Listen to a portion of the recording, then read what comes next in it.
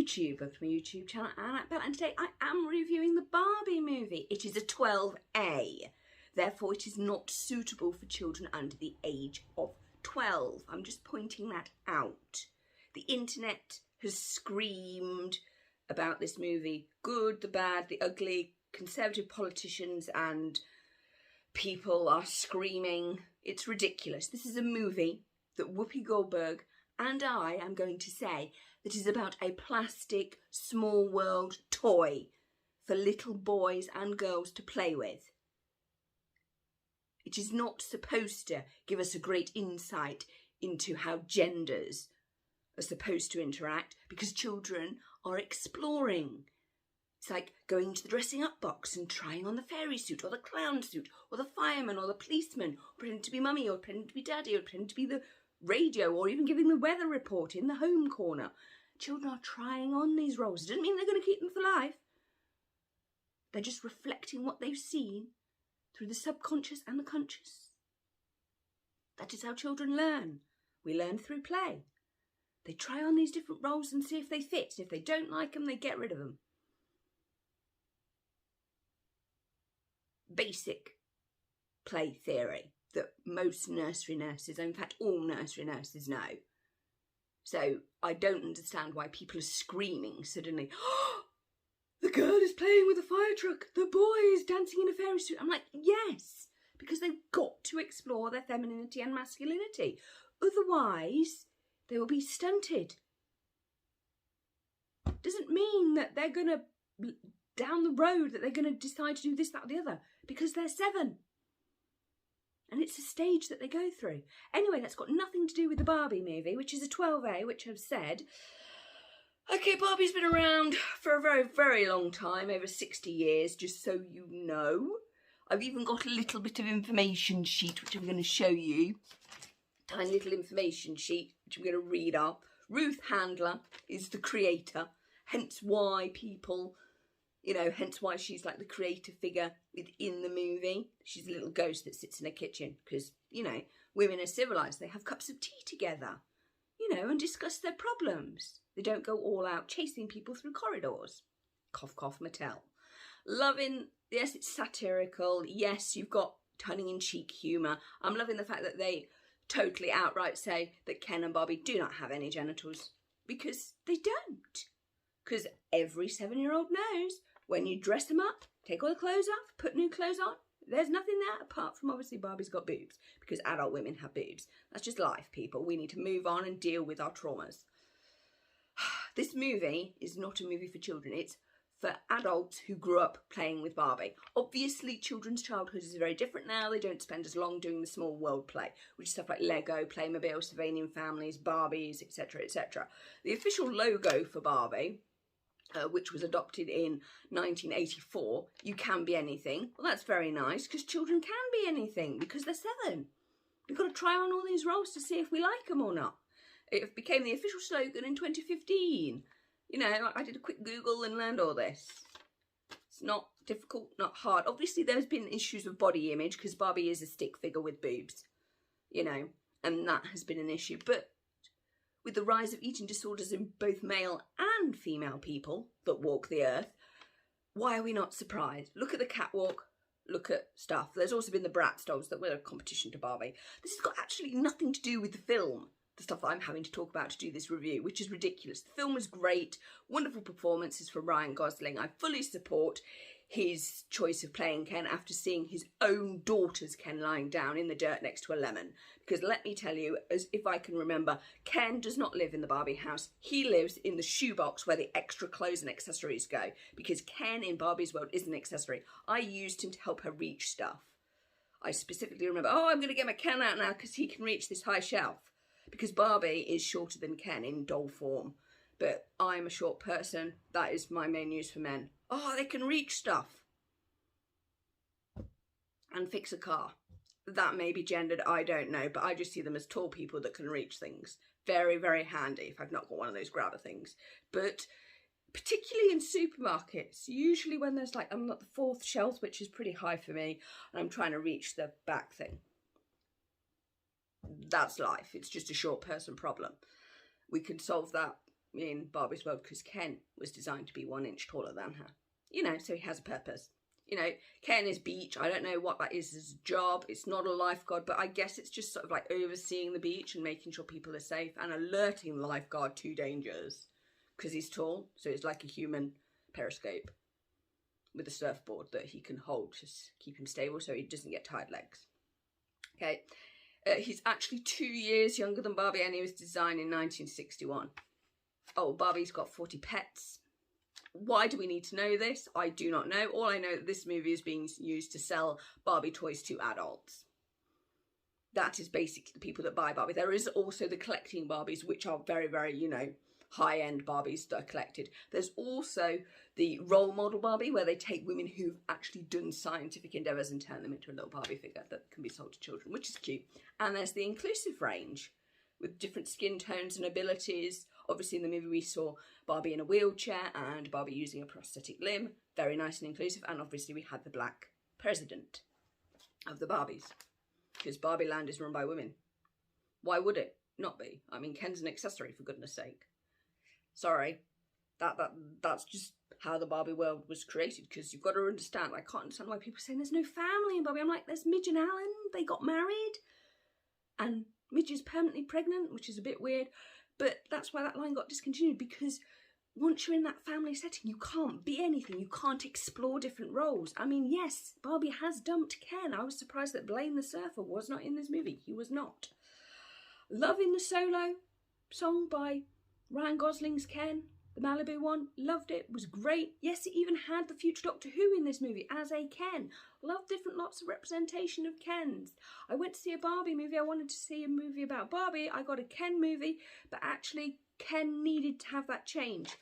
Loving the love of horses, because one of the reasons My Little Pony, yes, I'm a child of the 1980s, one of the reasons My Little Pony was created was a lot of little girls who are 6 and 7 dream about horses. Hence why Ken is fascinated with horses, because whoever is playing with him likes horses. Because remember, these are dolls that have escaped from Barbie Land, gone into the human land to try and find who's playing with them. The only reason Barbie actually grows as a doll is because an adult woman is playing with her. If she was being played by a 7-year-old, she'd stay 7. Love the shout out to Weird Barbie. We love you. We salute you. We totally understand you. You are the expression of the subconscious or the conscious of a child. Because you want to see, oh, I wonder if I cut her hair off. What would it look like? I'm just going to draw on her. As the Barbie in Toy Story said, you're going to love Cindy. She's an artist. Weird art on the side of Barbie. Thumbs up. Weird Barbie is a thing. Toy Story has told us so. In fact, real life has told me so. Yes, there's the Adam and Eve. Well, the Eve and Adam of the Barbie world. Andy Warhol has even got a Barbie. Yeah? Because he's done a beautiful painting of her. Barbie is, you know, huge. In Britain, we had Cindy. She actually had quite a lot of accessories, which made her really popular. You know, you could do the laundry, the washing up. She had a kitchen set. She had all sorts. And then they redesigned her and it fell out and it got messy. Because one of the things that Barbie has embraced, she's embraced fashion. So she's got a lot of trends. Because Barbie originally came out as a teen fashion model. That was what she was described as. Because Barbie, as a doll, was a toy for men to play with at bachelor parties. No joke, that is where she comes from. Just putting that out there. Her official name is Barbara Millicent Roberts, which is very nice. And she's got 3 sisters, Skipper, Chelsea and Stacey. Chelsea you can still get, because guess what? Before making this video, I actually went to the Mattel website and had a look what you could get. There's so many different variants of Barbie. I'm loving the Scientist Barbie. Though why the Scientist Barbie has got blue hair, I don't know. How this is a movie review, I don't know. It's become a brand review. Yes, Barbie has been a hugely controversial brand. It continues to be hugely controversial. I'm loving that the film embraced that and turned it all on his head. One thing I really liked about Ken was the fact he said, no, I'm a liberated man, it's fine, you can see me cry. Which was, you know, very brave of him, even though he did steal Barbie's house. Admittedly, one has wondered where the Kens go, but I know that they always go in the accessory box, looking after the clothes and the accessories and the pets. In fact, Barbie has had over 200 jobs. I got that from the website because I looked last night. You can also get a vet Ken and a dog trainer Ken. So Ken has jobs other than beach. There are loads of jobs that Ken has actually done. They've just not told you. But it's usually looking after animals, because when he's in the accessory box, he usually has to look after animals and clothes.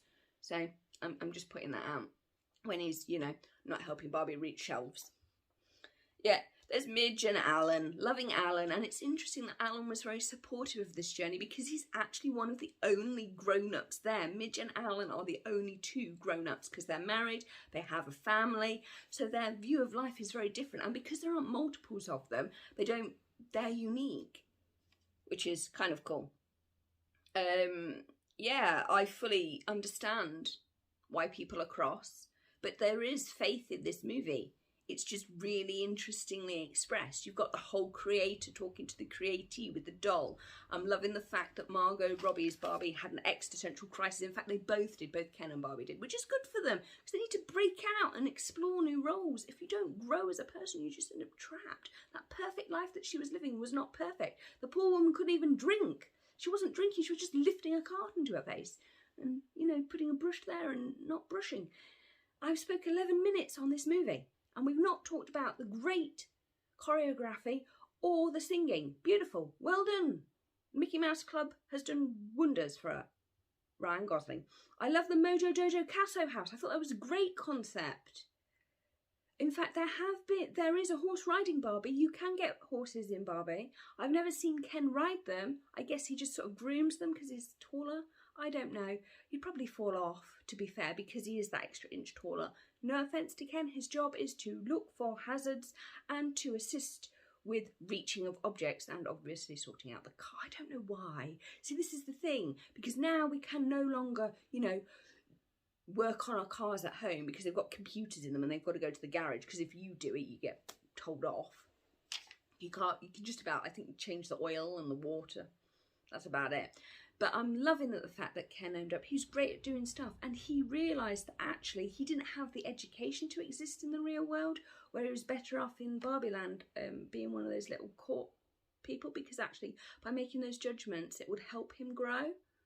So the ending was perfect, absolutely perfect. Barbara deciding to become a real person, and I know a lot of people have complained and moaned, but obviously Greta, who wrote this, got back into her 7-year-old mind, her year, you know, an actual chronological 7-year-old who's playing with Barbie. She's looking back as an adult and going, I know, I'll send her to the gynecologist, because that's where she would go if you're real. Obviously, I'm from the UK. I have a GP. I just go to the GP. I've been going to the GP since I was a baby. Wonderful NHS. In America, you have to go to the gynecologist to deal with women's reproductive stuff. That's how they do it over there. That's, to me, that's weird. I just go to the GP and then I go and see the nurse. Job done. I don't really get why that's a problem. Overall, 5 out of 5. Brilliant movie. And I fully understand why some of the actors in this movie were like, oh my goodness, I can't believe Mattel's letting us do this. But it's a 12A, people. It is a 12A, so it's going to have complicated gender relations in it, and it's going to discuss them and it's going to reflect them. And yes, people have been crying about this movie who are adult women. I've not been crying over this movie. I've just been going, I want a weird Barbie. Is she going to be available to buy? Or I could just buy a Barbie and make her weird. Or maybe I could get that scientist Barbie with the blue hair. Anyway, moving on from musings over should we or should we not buy a Barbie, which is really bonkers. I went to see the movie. I'm sure Mattel has got enough money off the back of this.